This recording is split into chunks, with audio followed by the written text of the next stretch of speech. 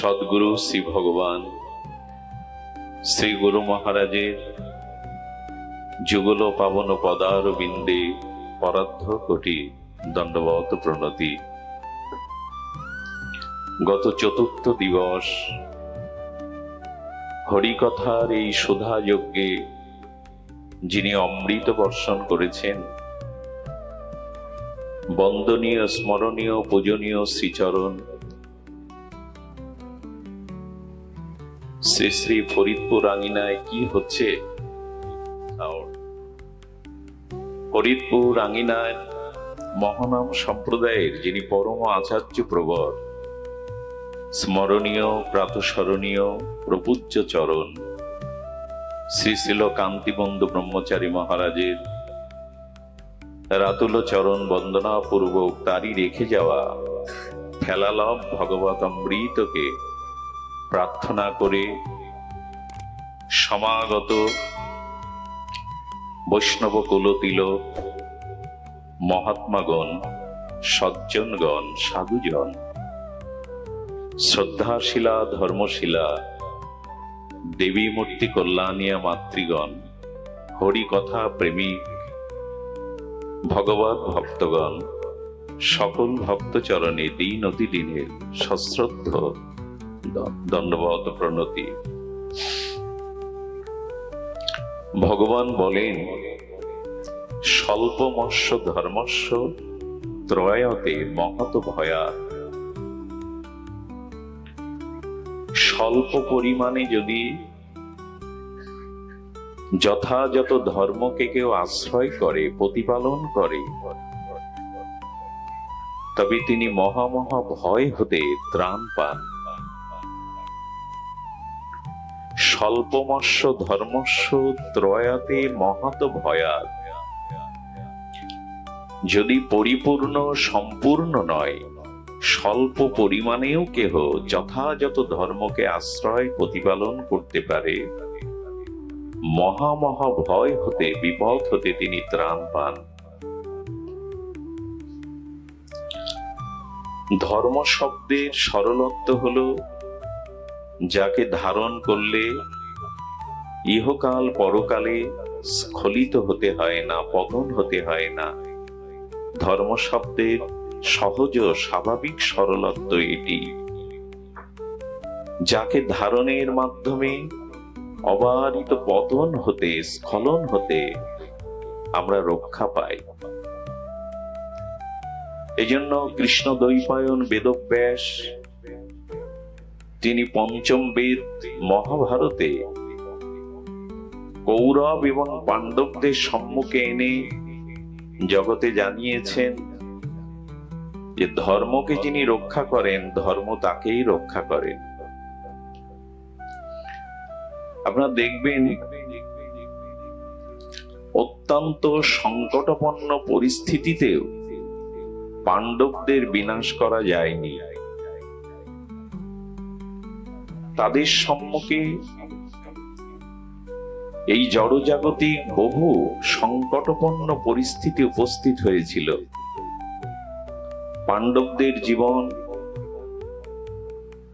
কৃষ্ণ দ্বৈপায়ন বেদব্যাস যেভাবে মহাভারতে আমাদের জানিয়েছেন, তাতে মহামহা সংকট হতে পরিত্রাণ পেয়েছিলেন পাণ্ডবরা। তার একটি মাত্র কারণ, পাণ্ডবরা ধর্মকে আশ্রয় করেছিল। এটি আমাদের জানা একান্ত প্রয়োজন। দেখুন, স্বয়ং অখণ্ড পরতত্ত্ব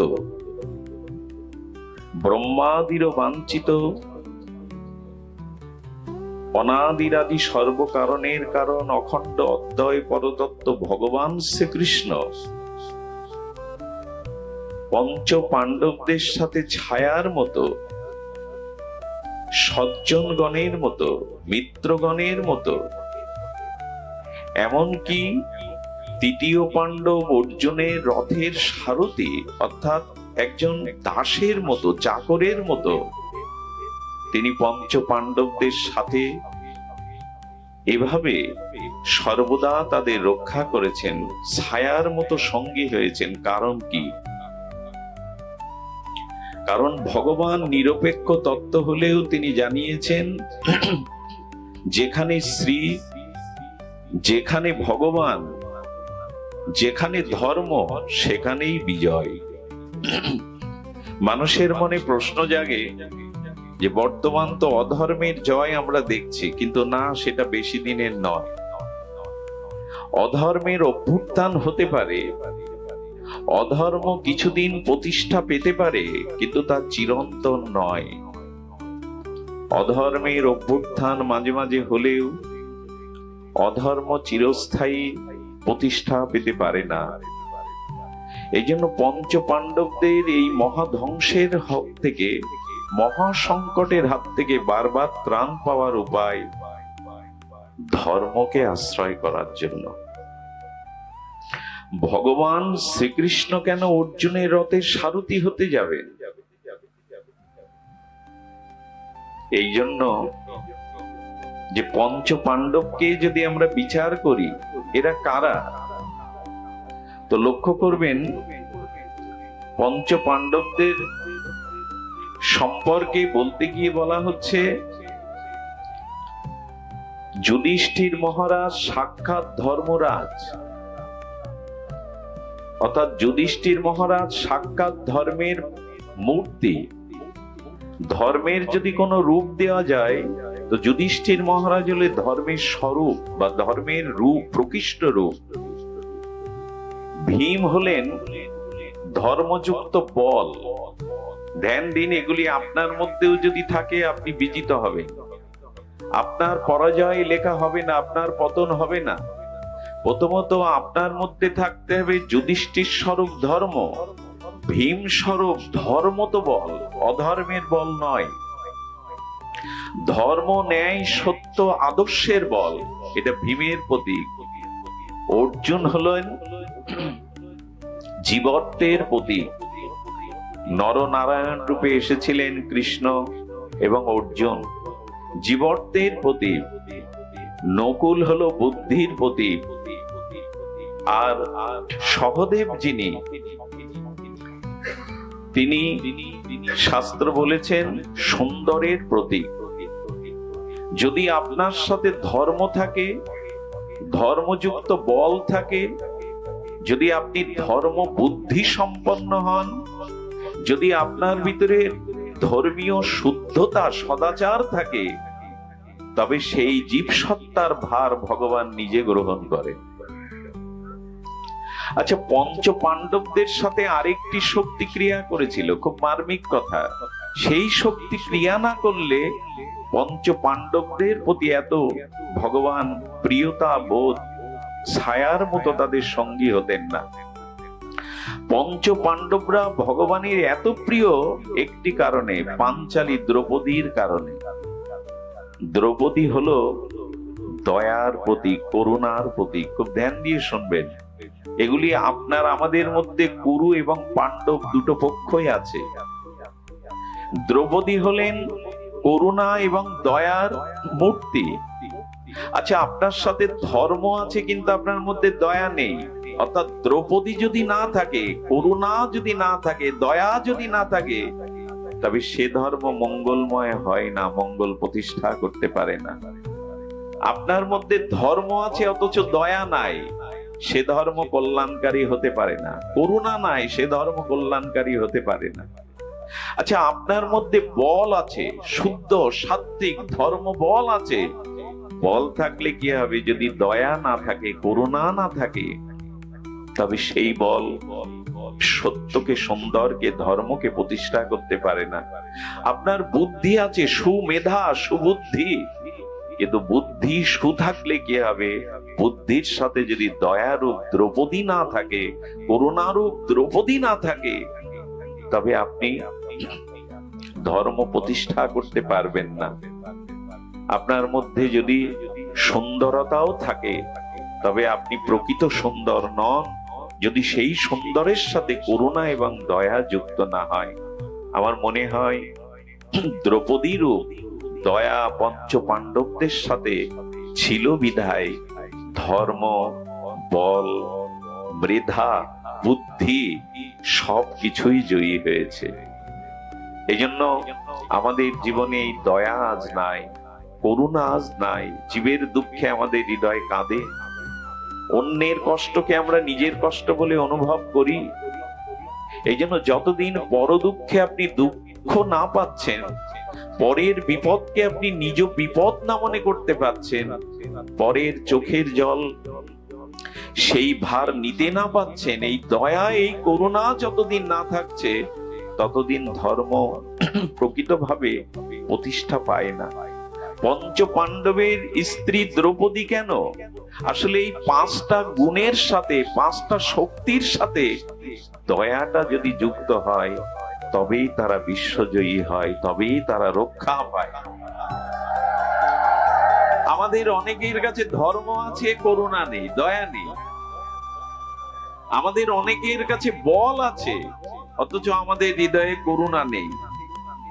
এই জন্য শাস্ত্রে বারবার বলেছেন, যুধিষ্ঠির ধর্মমূর্তি, ভীমসেন বলের মূর্তি, অর্জুন কিসের মূর্তি? জীবত্বের মূর্তি। নকুল জ্ঞান এবং সরলতা বা বুদ্ধি হলো সহদেব।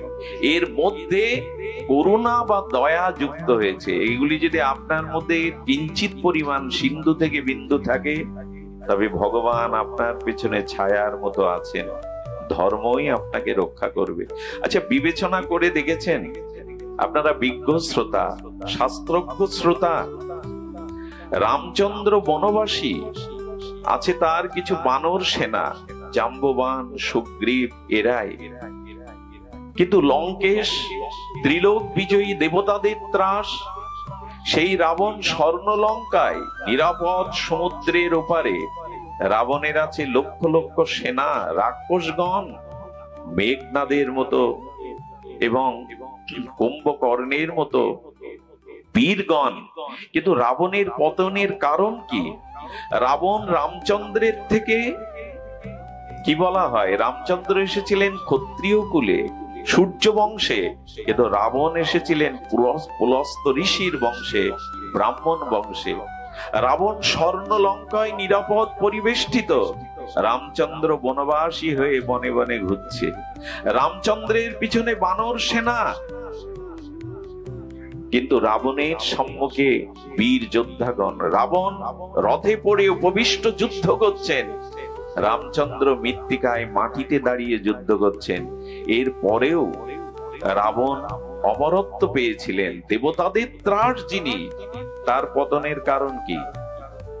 তার পতনের কারণ রাবণও ভেবে পায়নি। মৃত্যুর সময় বলে গিয়েছিল ঠাকুর লক্ষণ, রামের থেকে সর্ব বিষয়ে আমি শাস্ত্রজ্ঞ, আমি তপস্বী, আমি পুলস্ত ঋষির বংশধর, আমি বীর বিক্রম তেজী। কিন্তু আমার পতনের একটাই কারণ, রামের সাথে ধর্ম ছিল, আমার সাথে ধর্ম ছিল না। রামচন্দ্রের সাথে ধর্ম ছিল, আমার সাথে ধর্ম ছিল না। এই জন্য স্বল্পমস্য ধর্মস্য ত্রায়তে মহত ভয়াৎ। সামান্য যদিও ধর্ম তুমি প্রতিপালন করো, ধর্মকে ধরে রাখতে পারো, মহাভয় হতে তুমি ত্রাণ পাবে। আজ মানুষের চিত্তে এত সংখ্যা কেন? এত ভয় কেন? মানুষ আজ এত অস্থির কেন? অনিরাপদ কেন? নির্ভয় হতে পারছে না কেন? পর্যালোচনা করে দেখুন, মানুষের জীবনে আজ ধর্ম থেকে মানুষ অনেক সরে গেছে। এইটুকু বলবো, ধর্ম মানে যাগযজ্ঞ নয়, ধর্ম মানে এরকম ২-১০টা অনুষ্ঠান নয়, ধর্ম মানে হাজার হাজার লোককে একত্রিত করে সেটি লোক সংঘট্ট করা নয়। ধর্ম যা কিছু তা আচরণে, অনুষ্ঠানে নয়। অনুষ্ঠান প্রয়োজন, সংকীর্তন প্রয়োজন, ভাগবত আলোচনা প্রয়োজন, কিন্তু যদি অনুষ্ঠানে আর আলোচনা শ্রবণে এটি সীমাবদ্ধ থাকে, ধর্ম কখনো জাগবে না। কারণ ধর্ম আচরণে জাগরিত হয়, বলাই নয়, শোনাই নয়। ধর্ম মানে শুধু অনুষ্ঠান নয়, আলোচনা নয়, কীর্তন নয়, আচার ও পরম ধর্ম। এই অনুষ্ঠান থেকে, ভাগবত তত্ত্ব থেকে যদি আমাদের আচরণে এগুলো প্রতিফলিত হয়, তখনই ধর্ম সাকার হবে। কিন্তু আজ শুধু অনুষ্ঠানই যদি আমরা স্রোতের মতো, নদ নদীর স্রোতের মতো অনুষ্ঠান বয়ে যায়, অথচ ধর্মের প্রত্যেকটি উপদেশ দেখবেন আচরণের কথা বলা হয়েছে।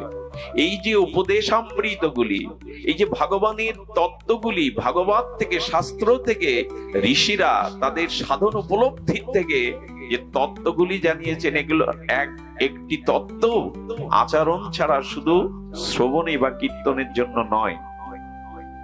পর স্ত্রীকে মাতৃজ্ঞান করো, এটি শ্রবণ বা কীর্তনের বিষয় না আচরণের বিষয়? একটু কথা বলুন। পর স্ত্রীকে মাতৃস্বরূপ দেখো, এই যে আমাদের উপদেশামৃত, এটি কি শ্রবণ বা কীর্তনের জন্য না আচরণের জন্য? আচরণের জন্য। সংযমটা শুধু শ্রবণের জন্য না বলার জন্য? রিপুগুলিকে, ইন্দ্রগুলিকে সুসংহত, সংযত করো। সম দম এগুলি বলার বিষয় না, এগুলি আচরণের বিষয়। এই জন্য শাস্ত্রী বলছেন আচার ও পরম ধর্ম। সেই আচরণ, যথাযথ ধর্মকে আজ আমরা আচরণে প্রস্ফুটিত করতে পারছি না, প্রকাশ করতে পারছি না। এই জন্য আজ আমাদের ভিতরে এত সংখ্যা, এত বিনাশের ভয়, এত পতনের ভয়। একটা জিনিস জানবেন, মানুষ নির্ভীক তখনই হতে পারে যখনই তার মধ্যে ধর্ম বুদ্ধি বিরাজ করে। মানুষের মধ্যে যদি কখনো অধর্ম প্রবেশ করে, তখন সে জীব দুর্বল হবেই। আর এই দুর্বলতাই সমস্ত পতনের কারণ। মানুষের জীবনে যত অপকর্ম, যত অন্যায় অশাস্ত্রীয় কর্ম আসে, তার প্রধান কারণ দুর্বলতা। মানুষ নির্ভীক হতে পারে না যদি ধর্ম তার ভিতরে বিরাজ না করে, আচরণশীল না হয়। এই জন্য শাস্ত্রে বলেছেন যে দ্রৌপদীর 5 স্বামী নয়, এরকম নয়। দ্রৌপদী হলো করুণা, দ্রৌপদী হলো দয়া। এটা যদি ধর্মের সাথে, বলের সাথে, বুদ্ধির সাথে, বিদ্যার সাথে এই দয়া বা করুণা যুক্ত হয়, তবে তারাই জয়ী হয়। আপনাদের মনে আছে দুর্যোধন কুরুক্ষেত্রের রণাঙ্গনে সন্ধ্যার অন্ধকারে আর তার উরুভঙ্গতে, ভীমের গদাঘাতে উরুভঙ্গ, রক্তাক্ত দুর্যোধন সন্ধ্যায় মৃত্যু যন্ত্রণায় কাতরাচ্ছে। 99 ভাই মারা গেছে কুরুক্ষেত্রে রণাঙ্গনে, এই অভিশপ্ত ক্ষেত্রে। আর দুর্যোধন মৃত্যু যন্ত্রণায় কাতরাচ্ছে সন্ধ্যায়। ব্যাসদেব বলছেন, এই দেখো, অধর্মকেই যারা জীবনে গ্রহণ করেছে, কৌরবদের মতো যারা ধর্ম বুদ্ধিকে পরিত্যাগ করে অধর্মকেই, অহংকারকে, অভিমানকে জীবনে সঞ্চয় করেছে, তাদের পরিণতি দেখো। আজ অন্ধকার তিমিরে শোকাহত দুর্যোধন মৃত্যু যন্ত্রণায় ছটফট করছে, পাশে সমবেদনা জানানোর কেউ নেই। যদি সত্য না থাকে, ধর্ম না থাকে, এক সময় আপনার পতনেও দেখবেন আপনার সমবেদনা জানানোরও পাশে কেউ নেই।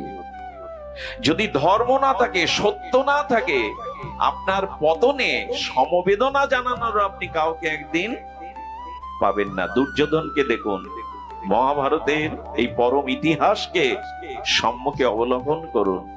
সে সময় অশ্বত্থামা এলো।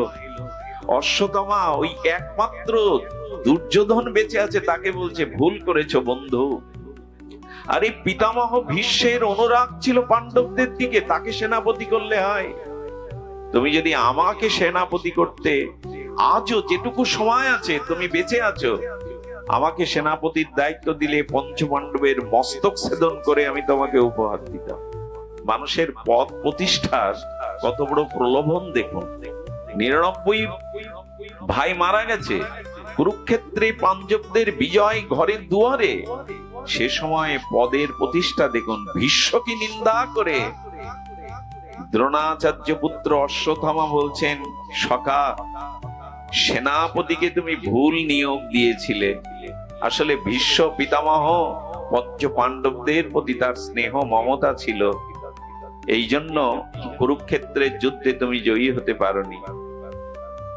দেখুন, 99 ভাই মারা গেছে, নিজেও মুমূর্ষু, মৃত্যুর মুখোমুখি দাঁড়িয়ে তবু মানুষের হিংসা দেখুন। ধর্মবুদ্ধি না থাকলে, আদর্শ জীবনে না থাকলে, গুরু গোবিন্দ যদি সম্মুখে আদর্শ রূপে না থাকে, পরিণতি দেখুন।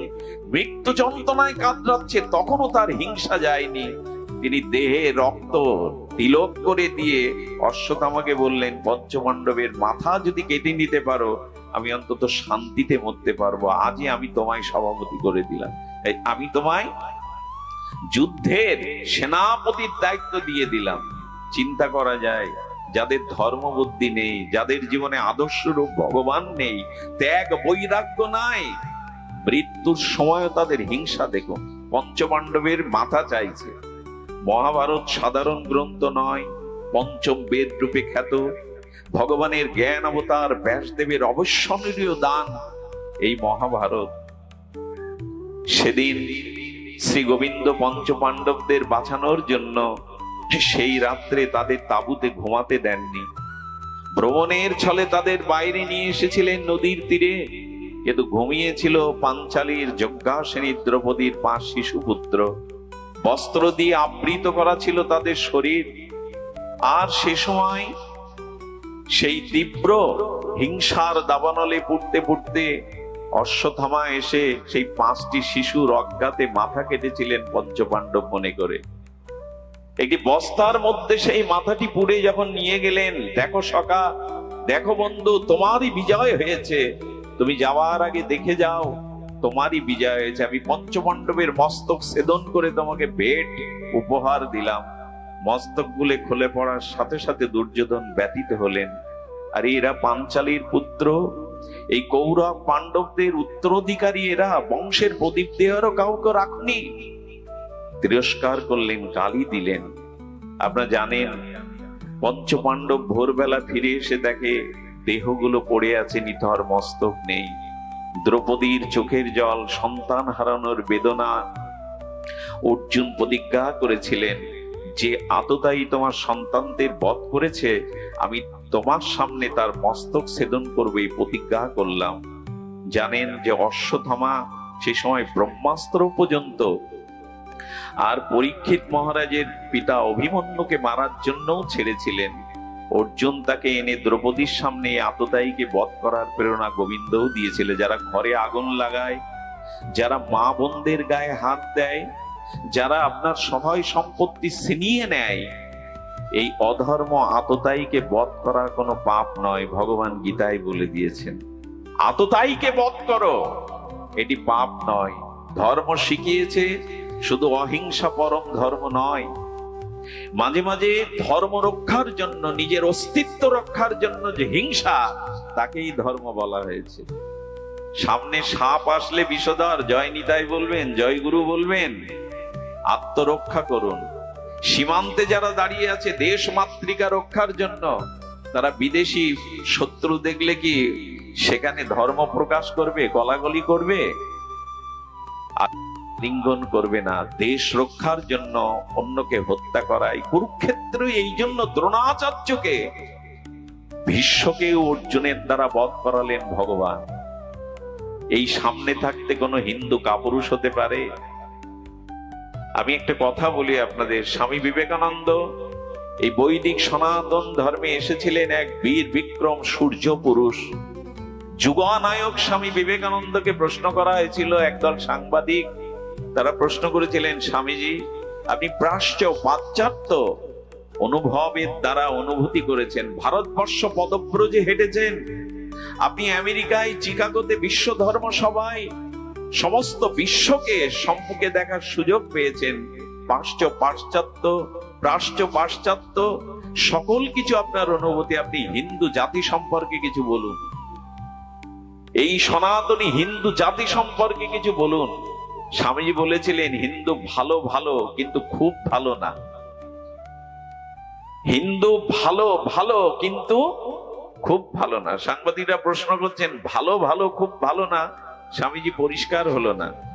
উনি বলেছিলেন, চক্ষু মুদ্রিত করে, এই ধ্যানস্থ যুগানায়ক ভারত সূর্য বলেছিলেন, হিন্দুদের মধ্যে দয়া আছে, মমতা আছে, পরোপকারের ভাবনা আছে। এরা মঠ মন্দির তৈরি করে, 12 মাসে 13 পার্বণ করে, এদের ভিতরে উদারতা আছে, ধর্মবুদ্ধি আছে, শ্রদ্ধা বুদ্ধি আছে। এরা শাস্ত্রকেও মান্যতা করে, এরা মানুষের পাশে দাঁড়ায়। এই জন্য ভালো ভালো বলেছি। এদের অনেক গুণ আছে, কিন্তু খুব ভালো না বলেছে এই জন্য যখন জাতির রক্ষার প্রশ্ন আসে, ধর্ম রক্ষার প্রশ্ন আসে, তখন এরা সামনে জীবন দেওয়ার জন্য এগিয়ে যায় না। এইটাই হলো এদের ভালো না। এদের নেই কি গুণ? এদের বিদ্যা আছে, বল আছে, শিক্ষা আছে, ধর্ম আছে, মঠ আছে, মন্দির আছে, সনাতনের ইতিহাস আছে বিচ্ছ জোড়া। নেই শুধু ধর্মের জন্য, জাতির জন্য প্রাণ উৎসর্গ করবার মতো সামনে এগিয়ে যাওয়া। পিছিয়ে পড়ে এরা।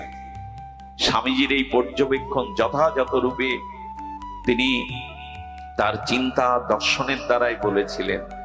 এই জন্য সেদিন ভগবান কৃষ্ণ অর্জুনকে প্রেরণা দিয়েছিলেন, বধ করো অধর্মের। আচ্ছা, ভগবান যদি নিরপেক্ষ হয় তাহলে তার কাছে শত্রু মিত্র আসছে কেন? ভক্ত অভক্ত আসছে কেন?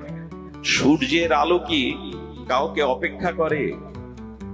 সূর্যের আলো কারো কম কারো বেশি দেয় কি? সে তো নিরপেক্ষ তত্ত্ব।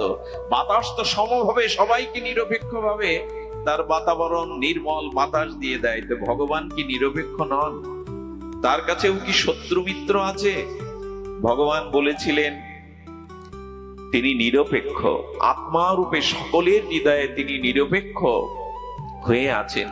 কিন্তু ভগবান বললেন যে দেখো, তোমার কোন একটি হস্তে যদি গ্যাংগ্রিন হয়, এখানে ক্যান্সারে আক্রান্ত হয়, তখন তুমি নিজে গিয়ে ডাক্তারকে টাকা দিয়ে তাকে অনুরোধ করে হাতটা কেটে ফেলো। এই জন্য হাত কাটলে যদি পুরো শরীরটা বেঁচে যায়, ওই হাতটা কাটাটাই তোমার কাছে তখন ধর্ম হয়ে দাঁড়ায়। তুমি ডাক্তারকে ফিস দিয়ে তাকে অনুরোধ করে তুমি নিজের হাত কেটে আসো কেন? এটা কি হিংসা? এটি হিংসা নয়। পুরো শরীরটা, জীবনটা বাঁচানোর জন্য এইটুকু হিংসা তার নিজের দেহের উপরে করতে হয়। তো পৃথিবীতে ধর্ম প্রতিষ্ঠার জন্য, ধর্ম রক্ষার জন্য, সাধুদের সজ্জনকে পরিত্রাণ করার জন্য মাঝে মাঝে যদি কিছু কেটে ফেলতে হয়, সেটা অধর্ম নয়, সেটা অনিরপেক্ষ নয়। ডাক্তার যখন কারো বুকে ছুরি দিয়ে অপারেশন করে অপারেশন থিয়েটারে, এটা ডাক্তারের হিংসা নয়। কারো বুকে ছুরি বসানো তো হিংসায়, ডাক্তারের জন্য এটা হিংসা নয়, বরঞ্চ এটা ধর্ম। এই জন্য সমাজ, জাতি, আত্মকল্যাণের জন্য যেগুলি হিংসা ভগবান দেখিয়েছেন ভক্ত রক্ষার জন্য, অধর্ম অধার্মিকের বিনাশ জন্য, এটা ভগবানের অনিরপেক্ষ নয়। আরো বলি, ভগবানের হাতে যারা বধ হয়েছেন, কংস, রাবণ, এরা যোগীন্দ্র মনীন্দ্রের মতো মুক্তি পেয়েছেন, সাযুজ্য মুক্তি। এটা কি ভগবানের অনিরপেক্ষতা? ভগবান হাতে যারা বদ্ধ হয়েছেন তারা সাযুজ্য মুক্তি পেয়েছেন। কংসকে বধ করলেন ভগবান কৃষ্ণ, কংসের আত্মা আলো রূপে, দিব্য প্রদীপের দেবীয়মান শিখা রূপে গোবিন্দের চরণে সাযুজ্য মুক্তি লীন হয়ে গেলেন। এই জন্য গোস্বামীরা গোবিন্দের একটা নাম দিয়েছেন হতার ও গতিদায়ক। গোবিন্দ যাদের বধ করেন তাদেরও পরম গতি দেন, তাদের মুক্তি দেন, যেটা তপস্যার দ্বারা হয় না। ভগবান নিরপেক্ষ, ভগবান অনিরপেক্ষ নন। কিন্তু ভক্তের প্রতি তার আলাদা করুণা থাকে। যেখানে ধর্ম আছে, করুণা আছে, দয়া আছে, সেখানে ভগবান ছায়ার মতো। আচ্ছা, অর্জুনের রথের সারথি হলেন। সারথি মানে ড্রাইভার, মানে একরকম চাকরি। অর্জুন কি বলছেন কুরুক্ষেত্রের আগে? সেনার উভয়ের মধ্যে স্থাপিত রথশ্চ্যুত। কৃষ্ণকে ধাক্কা দিয়ে বলছেন, হে কৃষ্ণ, দুই সেনার, উভয় সেনার মধ্যে রথটা স্থাপন করো। কাকে আদেশ দিচ্ছে অর্জুন? যিনি বিশ্ব স্রষ্টা, অনাদিরাদি, সর্বকারণের কারণ, অখণ্ড পরতত্ত্ব, স্বয়ং ভগবানকে আদেশ দিচ্ছে সেনার উভয়ের মধ্যে স্থাপিত রথশ্চ্যুত। হে অচ্যুত, তুমি আমার এই রথখানা দুই সেনার মধ্যে স্থাপন করো। গোবিন্দ রথের সারথি হয়ে ঘোড়ার ঘাস খাওয়াচ্ছেন, রথটা মুছে দিচ্ছেন, আর অর্জুনের আদেশ পালন করছেন। কেন জানেন? কারণ এই জন্য তোমাদের সাথে ধর্ম আছে, যেখানে ধর্ম সেখানে আমি। এই জন্য আজ আমাদের জীবনে এই ধর্ম বুদ্ধিটা প্রয়োজন। আপনারা জানেন ভগবান কাউকে বধ করেন না। যেদিন অক্কুর মহারাজ এসে বৃন্দাবনে মথুরা মণ্ডলে বৃন্দাবনে এসে নন্দ মহারাজকে বলছেন কৃষ্ণ কংসকে বধ করেছে। বলে তা হয় নাকি? আমার কৃষ্ণকে জানি না? মা দড়িটাই কাটতে পারলো না, যশোদা তাকে দড়ি দিয়ে বন্ধন করলো, দড়ি কাটতে পারলো না, সে কংসকে মারবে? কংস মরেছে তার নিজের পাপের কারণে, কৃষ্ণ কাউকে হত্যা করেনি। আজ কৌরবদের, আজ রাবণের পতনের কারণ হলো তাদের নিজের অধর্ম বা পাপ। ভগবান উপলক্ষ মাত্র। আমাদের পতন হয় আমাদের পাপের কারণে। সামনে যে শত্রু দেখেন, এগুলো উপলক্ষ। এই জন্য শাস্ত্রে বলছেন যে অর্জুনের মতো আপনিও যদি ধর্মকে আশ্রয় করতে পারেন। অর্জুনকে যখন কেউ প্রশ্ন করত যুধিষ্ঠির কি হয়, তখন বললেন উনি আমার ধর্ম, উনি আমার আদর্শ। আপনিও যদি ধর্মকে বড় ভাইয়ের মতো মনে করতে পারেন, তার ছায়া তলে তার আদেশে জীবন কাটাতে পারেন, তখন আপনিও জয়ী হবেন। আমাদের জয়ী হবার এই একটি কেবল মন্ত্র। আসুন ধর্মকে আমরা আঁকড়ে ধরি। আর ধর্ম শব্দের অর্থ স্বামী প্রণবানন্দ এই বৃহত্তর ফরিদপুরের বাজিতপুরের আমাদের হিন্দু সংগঠক যুগাচার্য স্বামী প্রণবানন্দ অপূর্ব ধর্মের 4টি সংজ্ঞা দিয়েছেন। এগুলো আমাদের জানা দরকার। বৃহত্তর ফরিদপুরের মানুষ ধন্য, কত মহামানবের জন্ম। সেই স্বামী প্রণবানন্দ, যিনি প্রণাম মঠ বা ভারত সেবাশ্রমের প্রতিষ্ঠাতা, তিনি বলেছিলেন ধর্ম হলো ত্যাগ, সংযম, সত্য আর ব্রহ্মচর্যে। যার ভিতরে ত্যাগ নাই, সংযম নাই, সত্য নাই, যার ভিতরে ব্রহ্মচর্য নাই, সে ধার্মিক হতে পারে না। এটা অভূতপূর্ব কথা বলে গিয়েছিলেন উনি। ধর্ম নেই মালায় ঝোলায়, ধর্ম নেই মন্দির মঠে, ধর্ম নেই অনুষ্ঠানে, ধর্ম আছে ত্যাগ, সংযম, সত্য, ব্রহ্মচর্যে। এই যে এখানে যজ্ঞের বেদিটা করা হয়েছে দেখবেন 4টি স্তম্ভের উপরে, তাই না? এই যে যজ্ঞের মঞ্চটা করা হয়েছে কি দিয়ে? 4টি স্তম্ভ, ধর্মের স্তম্ভই 4টি। সেটি হলো ত্যাগ থাকতে হবে, সংযম থাকতে হবে, সত্য থাকতে হবে, ব্রহ্মচর্য থাকতে হবে। পাণ্ডবদের দিকে তাকিয়ে দেখুন, সেটি তাদের চরিত্রে ছিল। তাই এখানে বলছেন যে দেখুন, যখনই আপনি অধর্মকে আশ্রয় করবেন, ধর্মকে পরিত্যাগ করবেন, তখন আপনার জীবনের পতনের মূল কারণ হবে আপনি শ্রেষ্ঠ জনকে, মহৎ জনকে অবজ্ঞা করবেন। দুর্যোধনের পতন সেদিন হয়েছিল যেদিন দুর্যোধন বিদুরকে, বিদুরের মতো মহাত্মাকে, ভক্তকে রাজসভা থেকে অপমান করে বের করে দিয়েছিলেন। মনে পড়ে আপনাদের? বিদুর ছিলেন সাক্ষাৎ যমরাজ। উনি মাতণ্ড ঋষির অভিশাপে বিদুর দাসীপুত্র রূপে এসেছিলেন। বিদুর ধৃতরাষ্ট্রকে বুঝিয়েছিলেন আপনি শুধু অন্ধ না, আপনি জ্ঞান অন্ধ। আরে আপনি শ্রেষ্ঠ, জ্যেষ্ঠ। আপনার পুত্ররা বিষ খাইয়ে পঞ্চপাণ্ডবকে মারতে গেল, চতুর্গৃহে পুড়িয়ে মারতে গেল। আপনারই সম্মুখে কুলবধূ সতী পাঞ্চালীর যজ্ঞসেনীর বস্ত্র হরণ করতে গেল। আপনি শুধু অন্ধ না, আপনি জ্ঞান অন্ধ। আপনার উচিত দুর্যোধনের প্রতি অধিক মমতাকে, এই অন্যায়কে, অধর্মকে প্রশ্রয় না দেওয়া। পঞ্চপাণ্ডবরা ধর্মের পথে আছে, ন্যায়ের পথে আছে, তাদের ন্যায়কে বুঝিয়ে দেওয়া। এটা বিবেকের কাজ। এইটাই তো বিবেক। আজ আমাদের বিবেক কাজ করে না। ছোটবেলায় 2-1বার যাত্রা দেখবার সৌভাগ্য হয়েছে। তো যাত্রার মাঝে মাঝে দেখবেন একজন গেয়ে উঠত মধুর উচ্চ কণ্ঠে, তার নাম বিবেক। আজ আমাদের বিবেক গেয়ে ওঠে না ভেতরে। কোনটা সৎ, কোনটা অসৎ, কোনটা কর্তব্য, কোনটা অকর্তব্য, কোনটা ন্যায়, কোনটা অন্যায়, এটাকে নির্ণয় করে জীবন পথে যে চলার পথ মসৃণ করে দেয়, এরই নাম বিবেক। মানুষে যার দেহ আছে, আজকে মেধা আছে, বুদ্ধি আছে, শিক্ষা আছে, সম্পদ আছে, বাড়ি গাড়ি আছে, মানুষের বিবেক কাজ করছে না। এই বিবেক ভগবানের দেওয়া একটা পরম দান মানুষের। মানুষের মধ্যে যদি বিবেক ক্রিয়া না করে, বিবেক আমাদের নির্ণয় করে দেয়, তবে এই বিবেক সাধু কৃপা ছাড়া, মহৎ সঙ্গ ছাড়া, ভাগবত ধর্ম আশ্রয় ছাড়া বিবেক জাগে না। বিনু সৎসঙ্গ বিবেক না হই। তুলসীদাস গোস্বামী বলছেন শুদ্ধ, মহৎ, ভজনানন্দী, নির্মল চরিত্র কোন সাধু সঙ্গ না করলে কারো বিবেক কখনো জাগে না। এই জন্য বিবেক জাগাবার একমাত্র উপায় সাধু সঙ্গ, মহৎ সঙ্গ। আচ্ছা, আপনি লক্ষ্য করবেন, এই যে চন্দন চর্চিত করে কারো ভালে বা কপালে দিলে কপালটা শীতল হয়। চন্দনের ধর্ম শীতলতা। খাঁটি যে চন্দন বৃক্ষ আছে না, চন্দন কাষ্ঠকে যদি ঘর্ষণ করে সেই কর্দমক্ত কাদার মতো খাঁটি চন্দনটা ললাটে প্রলেপ দিতে পারেন, পুরো শরীরটা শান্ত হয়ে যায়, শীতল হয়ে যায়। চন্দনের ধর্ম শীতলতা। আর আরেকটি শীতলতা আছে, সেটা হলো চন্দনের থেকে চন্দ্রের শীতলতা আরো অধিক। চাঁদের মধ্যে, সুধাকর চন্দ্রের মধ্যে যে স্নিগ্ধ জ্যোৎস্না আছে, রাত্রে জ্যোৎস্না মেখে দেখবেন দেহ মন শীতল হয়ে যাবে। তো শাস্ত্রে বলছে চন্দন শীতল, তারও থেকে শীতল, আরো শীতল চন্দ্রের কিরণ, চাঁদের স্নিগ্ধ জ্যোৎস্না। কিন্তু চাঁদের জ্যোৎস্না আর কাষ্ঠচন্দ্রের আমাদের দেহকে শীতল করে, আমাদের হৃদয়ের তাপকে, সংসার যন্ত্রণাকে শীতল করতে পারে। তো চন্দ্রের কিরণ আর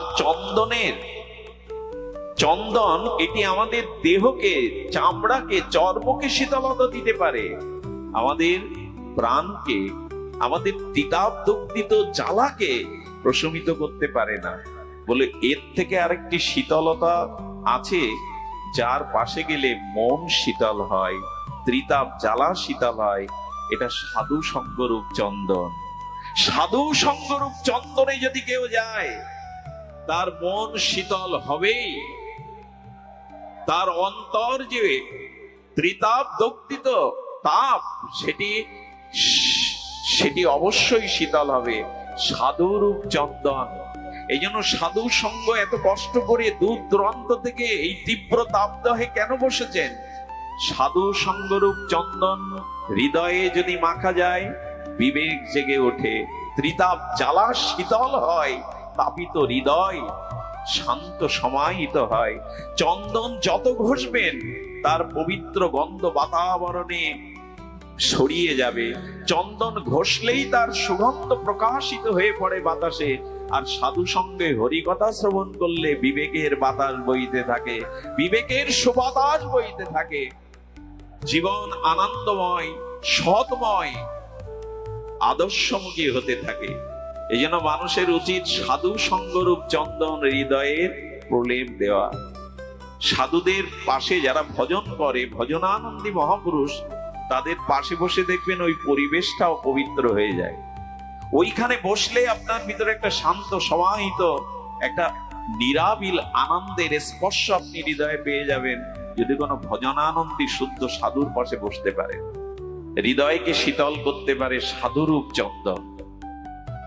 এই জন্য সৎসঙ্গের এত মহিমা, সাধু সঙ্গের এত মহিমা। বলছিলাম বিদুরজি এই মহান ভাগবত, তিনি ধৃতরাষ্ট্রকে পাপের পরিণামের কথা শোনাচ্ছিলেন। তোমার সন্তানদের অধর্ম, অপকর্ম, এর পরিণাম ভালো না, তুমি এখনই প্রতিকার করো। পেছন থেকে দুর্যোধন এই কথা শুনে বসেছিলেন। আর দুর্যোধন তখন নিন্দা করেছিলেন, পাণ্ডবদের প্রশংসা করছেন, আমার খাবেন, হ্যাঁ, আমার মন্ত্রিসভায় মন্ত্রিত্ব করবেন, আমার খাবেন, আর পাণ্ডবদের প্রশংসা করবেন, বেরিয়ে যান। অপমান করেছিলেন। ক্রোধে অগ্নিমুক্তি হয়ে দুর্যোধন বিদুরকে রাজসভা থেকে পরিত্যাগ করেছিলেন। আর আপনার মুখ যেন আমি না দেখি, তিরস্কার, অপমান, লাঞ্ছনা করে বিদুরকে সেদিন বের করে দিয়েছিলেন। বিদুর একটা কুড়ে ঘর তৈরি করে আর জঙ্গলের মধ্যে বিদুরানী এবং বিদুর ভগবানের ধ্যান ধারণা করতেন। আপনারা জানেন কুরুক্ষেত্রের যুদ্ধে এই বিদুর তীর্থ পরিক্রমায় বেরিয়েছিলেন, তিনি ছিলেন না। যখনই আপনার ভিতরে অধর্ম আসবে, তখন কয়েকটি জিনিস আপনার মধ্যে চলে আসবে, সেটা হলো অভিমান, অহংকার। আর এই অভিমান, অহংকার আসার সাথে সাথে শ্রেষ্ঠকে যখন অমর্যাদা করবেন, তখন আপনার জীবনে আয়ু, শ্রী, যশ, সমস্ত মঙ্গল বিনষ্ট হবে। এই দেখুন তার প্রমাণ। বিদুরের মতো মহাত্মাকে যেদিন অভিমানে দুর্যোধন তিরস্কার করেছিলেন, অপমান করেছিলেন, সেই দিনই কৌরবদের পতন নিশ্চিত হয়ে যায়, সেই দিনই কৌরবদের পতন লিখিত হয়ে যায়। যে মহৎকে অবজ্ঞা করো না, শ্রেষ্ঠকে অবজ্ঞা করো না।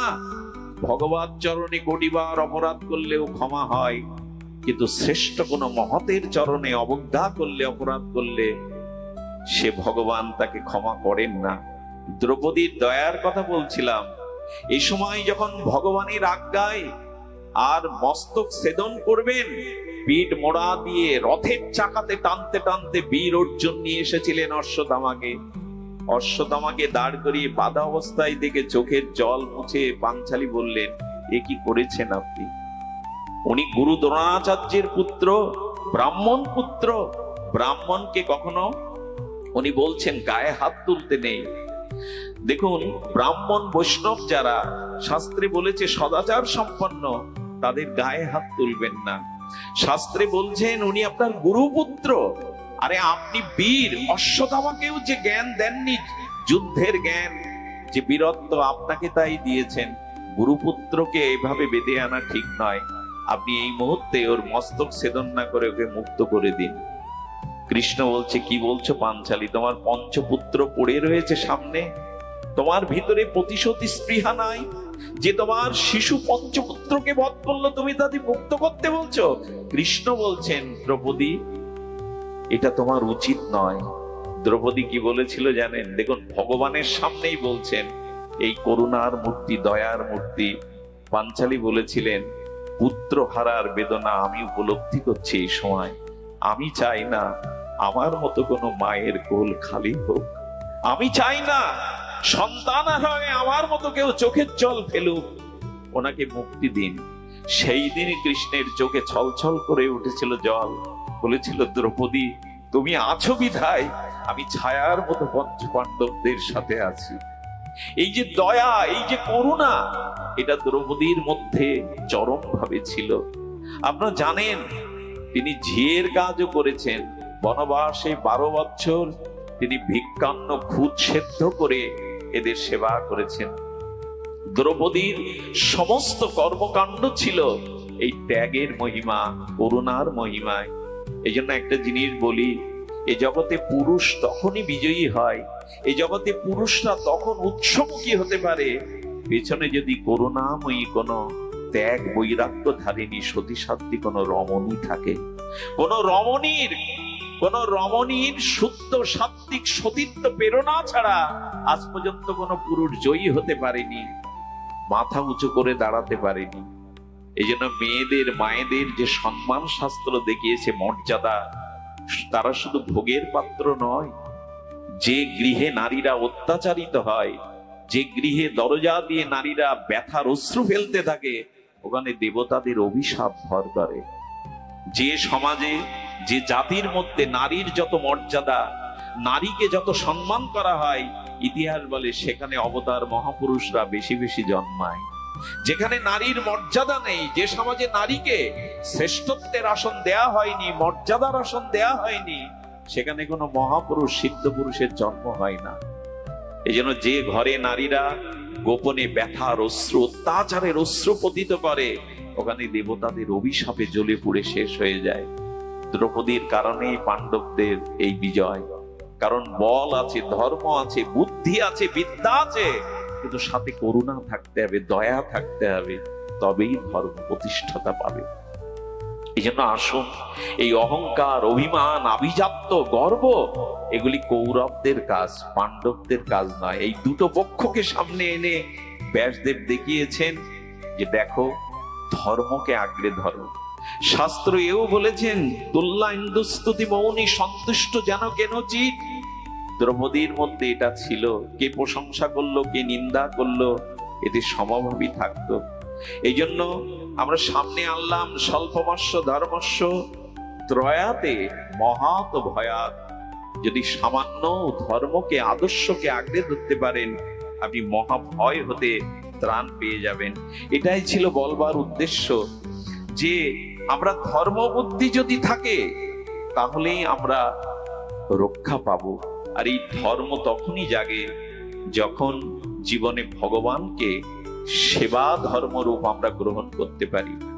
ছোট একটু দৃষ্টান্ত আপনাদের বলি। আপনারা লক্ষ্য করেছেন,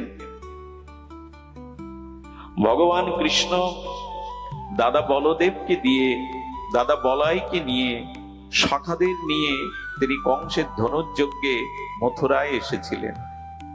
মথুরার রাজপুরীতে সেই আকাশচুম্বী অট্টালিকা, চারিদিকের সেই মানুষজন হই হুল্লোড় এ করতে করতে শ্রীদাম সুদাম সখাগণ বলছেন, ভাই কানাই, আমাদের মধুময় আনন্দময় বৃন্দাবন বড় মধুময়, এখানে আকাশচুম্বী অট্টালিকা, এখানে সব নগর, এই নগরীর নাগরিক যন্ত্রণা আমাদের ভালো লাগে না। আসলে সখা ব্রজে ফিরে চল, সেই নীল যমুনার জলে সন্তরণ করা, সেই ষড়ঋতুর ফুলকুসুমে মালা চন্দন পরিহিত করা, সেই কলকাকুলির পাখির কুঞ্জনে পঞ্চমতা নিয়ে সুমধুর গানে আমোদিত হওয়া, সেই যে গাছে গাছে পরিপক্ক ফলের আস্বাদন করা, সেই ধেনু নিয়ে গোষ্ঠে বাঁশির মুরলীরও ধ্বনি। ফিরে চল ভাই কানাই। একটা কথা বলি, যারা বৃন্দাবনকে ভালোবেসেছেন এদের কাছে বৈকুণ্ঠও ভালো লাগবে না। যারা মধুময় আনন্দময় ভগবানের শ্রীনিকেতন বৃন্দাবনকে ভালোবেসেছেন, জানেন বৈকুণ্ঠে দুটি জিনিস নাই। বৈকুণ্ঠে কুণ্ঠা নাই, মানে কোনো দুঃখ জরাব্যাধি বৈকুণ্ঠে নাই। আর একটা জিনিস নাই, ওখানে গোবিন্দের চরণ ধুলি নাই, বৃন্দাবনের ধুলি নাই।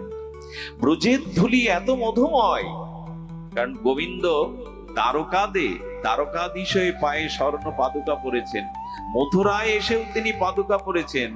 কিন্তু রাধারানী প্রেমময়ী করুণাময়ী আমার শ্রী গোবিন্দ ব্রজেন্দ্র নন্দন ব্রজনাথ ব্রজ জীবন বৃন্দাবনে পাদুকা পায়ে দেননি 11 বছর। আজও সেই ধুলিটাই রয়ে গেছে, রাধারানীর চরণ অঙ্কিত ধুলি, শ্রী গোবিন্দের চরণ অঙ্কিত ধুলি। এই জন্য বৃন্দাবনে এই আনন্দময় মধুময় দিব্য চিন্তামণি ধাম বৃন্দাবনকে যারা হৃদয় একবার ভালোবেসেছেন, এদের কাছে বৈকুণ্ঠও ভালো লাগার কথা না। তো সকারা বলছেন, ফিরে চল ভাই কানাই। এখানে সব লোকজন, এখানে চারিদিকে ভিড়, এখানে আকাশচুম্বী অট্টালিকা, এখানে না আছে পুষ্প কানন, এখানে না আছে চন্দন, এখানে না আছে নীল যমুনার জল, না আছে পাখির কলকাকলি, এখানে না আছে রাখাল রাজা বেশে মুরলীর ধারী তুই। ফিরে চল ভাই। গোবিন্দ ব্যথা পেলেন, সখারা কষ্ট পাচ্ছে। হঠাৎ করে উনি দেখলেন এক রমণী, তিনি ভোজরাজ কংসের সবার মধ্যে প্রবেশ করতে যাচ্ছেন। হাতে কিছু ফুল মালা এবং সোনার কৌটাতে উনি চন্দন নিয়ে যাচ্ছেন। এনার পরিচয় আপনি জানেন, ইনি কুবজা, ইনি অসুন্দরী কুবজা। কুজো, চারিদিকে তার সেই কুৎসিততা, কেউ তার দিকে ভিড়ে তাকায় না। কিন্তু কুবজার নিত্যদিনের একটা কাজ ছিল, ভোজরাজ কংসকে তিনি ফুলমালা চন্দন দিয়ে আসতেন। কৃষ্ণ পেছন থেকে দেখলো সখারা কষ্ট পাচ্ছে, একটু ফুল হলে, একটু চন্দন হলে ওদের হৃদয়ে আনন্দ পেত। পেছন থেকে তিনি ডাকছেন কুবজাকে, সুন্দরী। মধুর কণ্ঠের এই সুন্দরী সম্ভাষণ পেয়ে কুবজা পেছনে তাকিয়ে, তো কুজো উঁচু হয়ে গোবিন্দের শ্রীবদন কমল বদন দেখতে পাচ্ছেন না, কিন্তু গোবিন্দের কমল চরণ পাদ পদ্মে যেই দৃষ্টি পড়েছে, এমন দিব্য চিন্ময় অপূর্ব দুটি কমল চরণ দেখে বলছেন, যার কণ্ঠ এত সুন্দর, যার চরণ এত সুন্দর, সে আমাকে সুন্দরী বলে ডাকলো। আজ পর্যন্ত কেউ সুন্দরী আমাকে বলেনি। সুন্দরী, আমি তোমায় ডেকেছি, আমার সখাদের, আমাদের একটু ফুলমালা চন্দন দেবে।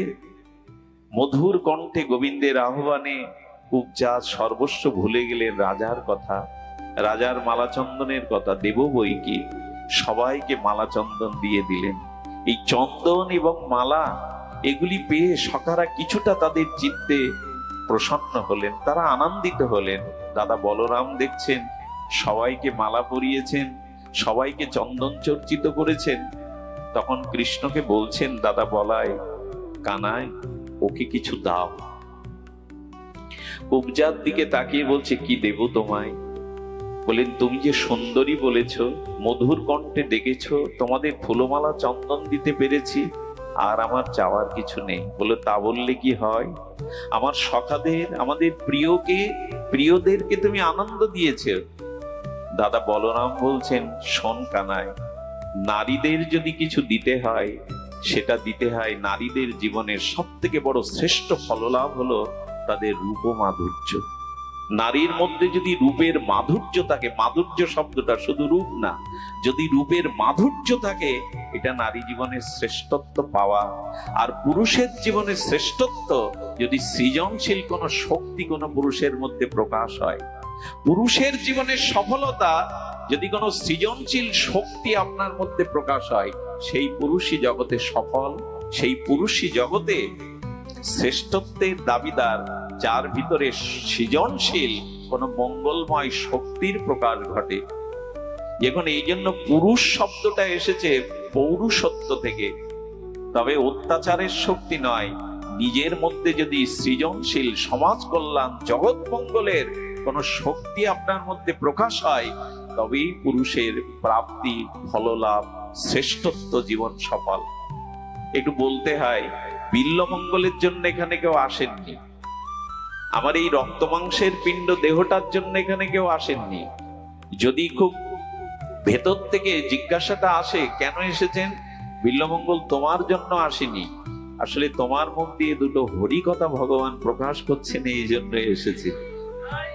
এই জন্য কোন পুরুষের মধ্যে যদি সৃজনশীল মঙ্গলময় কোন শক্তির প্রকাশ ঘটে, সেটা তপস্যার দ্বারা, সাধনার দ্বারা, বিদ্যার দ্বারা, তবে সেই পুরুষই শ্রেষ্ঠ। যে পুরুষের মধ্যে কোনো শক্তি নাই, আসলে তিনি মৃত।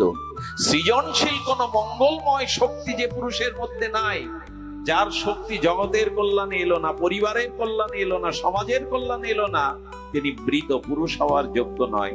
আর যে নারীর মধ্যে রূপের মাধুর্য নাই, সে নারীর জীবনও সফল নয়। তবে কি সুন্দরী হতে হবে না, এখানে মাধুর্য শব্দটা বলা হচ্ছে। অন্তরের সৌন্দর্যের সাথে বাইরের সৌন্দর্য যুক্ত হলেই তবে সে মাধুর্য, সৌন্দর্য প্রকাশ হয়। গোবিন্দ দাদা বলরামের কথায় উপজার নোকে নিজের বৃদ্ধাঙ্গুলিটি দিয়ে একটু চাপ দিলেন, আর পিঠে আস্তে করে একটি চড় দিলেন, ওঠো সুন্দরী, ওঠো। যেই বললেন, উপজার আর সমস্ত অসুন্দরতা কেটে গেল। আর কুবজার যে কুজো ভাব ছিল না, অপূর্ব অনিন্দ, ত্রিলোকের মধ্যে অপরূপ সুন্দরী রূপে প্রকাশিত হলো, যেটা মেনকা উর্বশীর রূপ এমন নয়। তিলক সুন্দরী রূপে কুবজার রূপ মাধুর্য গোবিন্দ দান করলেন। আমার কি মনে হয় জানেন, সুন্দরের পাশে গেলে অসুন্দর সুন্দর হয়ে যায়। সুন্দরকে যদি কিছু দেওয়া যায়, তবে নিজেও সেই সৌন্দর্যটা নিজের কাছে ফিরে আসে। যেমন দেখবেন, খুব সুন্দর করে সেজে গুজে আয়নার সামনে দাঁড়াবেন, দেখবেন আয়না আপনার সৌন্দর্যটা ওর ভেতর থেকে ফিরিয়ে দেবে, হাসিটা ফিরিয়ে দেবে, আনন্দটা ফিরিয়ে দেবে। এই জন্য ভগবানকে কিছু দিন, ভগবানকে আনন্দ দিন। ফুলমালা চন্দন দিল কুবজা, যার দিকে কেউ তাকায় না, অসুন্দরী, কোনো গুণ নাই, গোবিন্দ তাকে আজ ত্রিলোক সুন্দরী করে দিলেন। তিলোত্তমা মেনকার থেকে তাকে সুন্দরী করে দিলেন। আর যখনই সুন্দরী করে দিলেন, ভেতরে ভেতরেতে আনন্দ পেয়েছেন কুবজা। আরে, যাকে একটু চন্দন দিলাম তাতে আমাকে এই সুন্দর করে দিল। কিন্তু কুবজার মুখটা বিষণ্ণ হয়ে গেল। খুব ধ্যান দিয়ে শুনুন, অপূর্ব কথা, মার্মিক কথা। কুবজা তখন, কুবজার বিষণ্ণ মুখের দিকে তাকিয়ে গোবিন্দ বলছেন, কি হলো সুন্দরী, তুমি প্রসন্ন হওনি? বললেন, গোবিন্দ, আপনি আমার ক্ষতি করে দিলেন। আরে, আমার দিকে আজ পর্যন্ত কেউ তাকায়নি, আমি এত কুৎসিত, আমি এত সুন্দরী, আমার দিকে এই মহল্লায় কেউ ফিরেও তাকাতো না। আমি একদিক দিয়ে গেলে অন্য মুখে ফিরে থাকতো তারা। কিন্তু যে রূপ তুমি আমায় দিয়েছো, এখন আর এই মহল্লায় আমি টিকতে পারবো না, আমার উপায় কি হবে? গোবিন্দের স্পর্শ পেয়েছে তো, করুণা পেয়েছে তো, বুদ্ধি খুলে গেছে। দাদা, আমি বুদ্ধি যোগাম। বলিনি, এই রূপ নিয়ে তো আমি এখানে টিকতে পারবো না, এই রূপ নিয়ে আমি বেঁচে থাকতে ছিঁড়ে খাবে আমাকে, কেন তুমি ক্ষতি করে দিলে আমার? গোবিন্দ একটু মৃদু হাসলেন, সেই বাঁকা ঠোঁটের হাসিতে বললেন, শোনো, আমি যাকে রূপ দেই, সেই রূপের মধ্যে আমি আমার স্বরূপও দিয়ে দেই।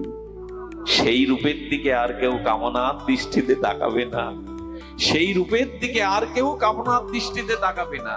দেখবেন যে মায়েরা সতী হয়, এক পতি ছাড়া স্বপ্নেও পরপুরুষের চিন্তা করে না, পতি প্রাণা হয়, যাদের ভিতরে ইষ্ট প্রীতি, ভগবত প্রীতি, আরাধনা আছে, তাদের রূপের মধ্যে এমন একটা তেজ বিকিরণ হয়, সেই তেজের দিকে অসুররাও পর্যন্ত মাথা নত করতে বাধ্য হয়।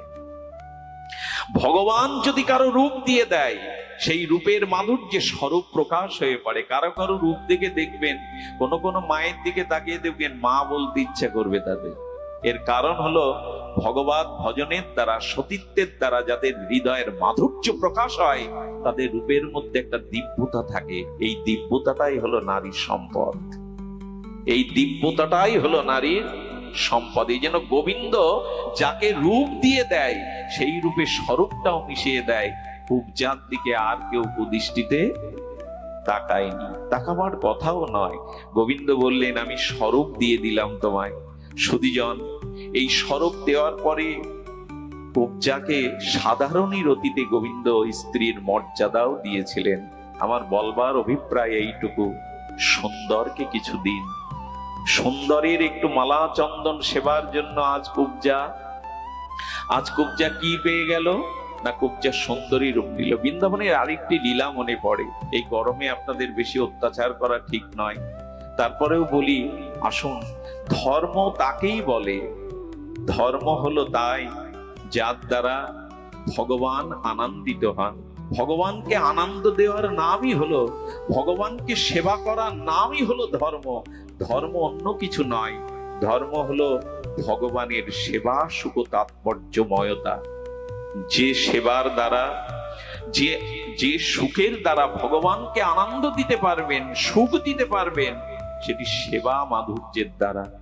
এই সেবা এবং ভগবানকে আনন্দ দেওয়ার নামই ভজন। এটা যদি করতে পারেন, তাহলে কুবজার মতো আর অসুন্দরতা থাকবে না, এ জীবন ধন্য হবে। এই রূপের মধ্যে তার স্বরূপের প্রকাশ ঘটবে, এ জীবন হবে আনন্দময়, কল্যাণময়, প্রেমময়, ভজনময়। এই জন্য আমাদের জীবনে যেটুকু ধর্ম, সেটুকু হলো ভগবানকে সুখ দেওয়া, আনন্দ দেওয়া। আমার প্রতিটি কর্মে, প্রতিটি চিন্তায়, প্রতিটি মননে ভগবান সুখ পাচ্ছেন তো, তিনি আনন্দ পাচ্ছেন তো। ভগবানকে সামনে রেখে যারা নিজের সুখের ব্যবস্থা করে নেয়, কথাটি কিভাবে বোঝায়? ভগবানকে সম্মুখে রেখে নিজের সুখের যন্ত্রের মতো ভগবানকে ব্যবহার করে, এরা আদৌ ভগবানকে ভক্তি করে না। এরা ভগবানকে সামনে রেখেছে নিজের সুখ বাসনা পূরণের মেশিন বা যন্ত্র হিসাবে। তাই আপনাদের কাছে নিবেদন করব যে দেখুন, মানুষের জীবনে নিজের সুখে, নিজ ভোগের বাঞ্ছা ত্যাগ করে যদি জগতের হিত, যদি জগদীশ্বরের সেবা, যদি ভক্তের সেবা, মহতের